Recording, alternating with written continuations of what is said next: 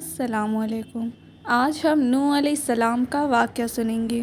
نوح علیہ السلام اللہ کے ایسے پیغمبر تھے جو تقریباً 950 سال زندہ رہے اور اللہ کی طرف لوگوں کو دعوت دی۔ چلیے شروع کرتے ہیں with the real life story of Prophet نوح علیہ السلام۔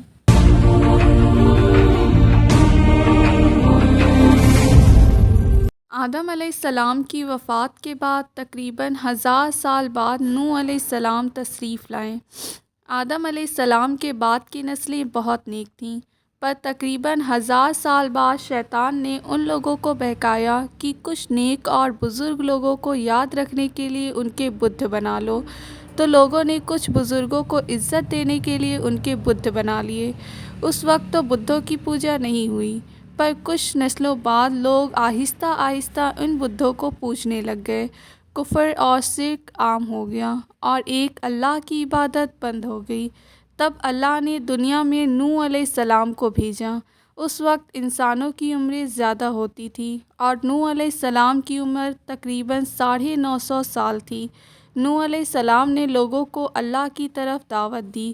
سورہ نوح میں اللہ فرماتا ہے، یقیناً ہم نے نوح کو اس کی قوم کی طرف بھیجا کہ اپنی قوم کو ڈراؤ اور خبردار کر دو، اس سے پہلے کہ ان کے پاس دردناک عذاب آئے۔ نوح علیہ السلام نے اپنی قوم سے فرمایا، اے میری قوم، میں تمہیں صاف صاف ڈرانے والا ہوں کہ تم اللہ کی عبادت کرو اور اس سے ڈرا کرو اور میرا کہنا مانو، تو وہ تمہارے گناہ بخش دے گا۔ نوح علیہ السلام تبلیغ کے سلسلے میں بہت محنت کرتے تھے۔ دن رات لوگوں کے گھروں اور اجتماع میں جا کر لوگوں کو دعوت دیتے تھے۔ نوح علیہ السلام لوگوں کو پرائیویٹلی اور پبلکلی سمجھاتے، یہاں تک کہ انہیں یہ کرتے کرتے 950 سال گزر گئے، پر صرف چند لوگوں کے سوا کوئی ایمان نہیں لایا۔ نوح علیہ السلام کی قوم ان کا مذاق بناتی تھی اور کہتی تھی کہ اگر تم سچے ہو تو جس عذاب کا تم ہم سے وعدہ کرتے ہو اس کو لے آؤ۔ نوح علیہ السلام کی قوم سال در سال برائی میں آگے بڑھتی گئی اور نوح علیہ السلام کو پریشان کرتی رہی اور کوئی ایمان نہ لایا، صرف کچھ لوگوں کو چھوڑ کر۔ پھر اللہ نے نوح علیہ السلام کی طرف وحی کی اور فرمایا، آپ کی قوم میں سے جو ایمان لا چکا ہے اس کے سوا اب کوئی ایمان نہیں لائے گا، بس آپ ان کے کاموں پر غمگین نہ ہوں۔ پھر جب اللہ نے وحی کر دی اور انہیں بتا دیا کہ اب کوئی ایمان نہیں لائے گا، تو وہ نا امید ہو گئے اور اپنی قوم کے لیے بد دعائیں کی کہ اے میرے پروردگار، تو کسی منکر کو روئے زمین میں زندہ نہ چھوڑ اور مومن مرد اور عورتوں کو بخش دے۔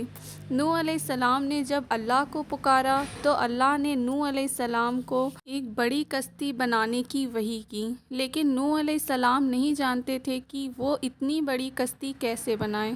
تو اللہ نے جبرائیل علیہ السلام کو ان کی مدد کے لیے بھیجا۔ نوح علیہ السلام پہاڑ پہ رہتے تھے، ان کے آس پاس درخت نہیں تھے، نہ ہی پانی تھا۔ انہوں نے بہت سے درخت اگائے، پھر ان کو کاٹا اور پہاڑ پر بیٹھ کے کشتی تیار کرتے رہے۔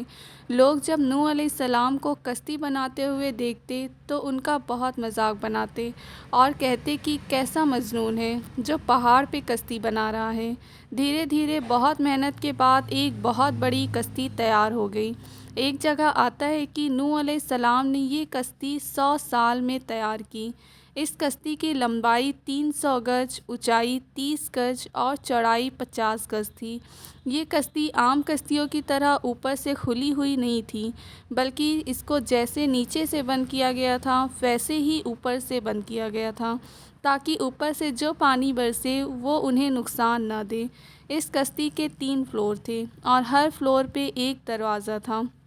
اللہ نے نوح علیہ السلام کو حکم دیا کہ مومنوں کو اور اپنے گھر والوں کو اور زمین پر بسنے والے تمام جانوروں کا جوڑا جوڑا اس کشتی میں سوار کر لو۔ پھر اللہ نے آسمان اور زمین میں سے پانی کھول دیا اور سیلاب آ گیا۔ اس سیلاب نے دنیا میں رہنے والے انسان اور جانور سب کو غرق کر دیا۔ طوفان کا پانی پہاڑوں سے بھی اوپر ہو گیا اور صرف نوح علیہ السلام کی کشتی اس طوفان میں باقی رہی۔ صرف وہی لوگ اور جانور بچے تھے جو کشتی پر سوار تھے۔ اتنے بڑے نبی ہونے کے باوجود نوح علیہ السلام کا بیٹا کشتی پر نہ آیا۔ نوح علیہ السلام نے اسے پکارا کہ میرے بیٹے اس کشتی میں آ جاؤ اور کافروں کا ساتھی نہ بن، لیکن اس نے کہا کہ میں کسی پہاڑ کی چوٹی پر پناہ لے لوں گا جو مجھے اس پانی سے بچائے گی۔ نوح علیہ السلام نے فرمایا کہ آج اللہ کے حکم سے کچھ بچنے والا نہیں ہے مگر وہ ہی جس پہ اللہ رحم کرے۔ باپ اور بیٹے کے درمیان یہ گفتگو جاری تھی کہ ایک طوفانی موج نے ان کے بیٹے کو غرق کر دیا۔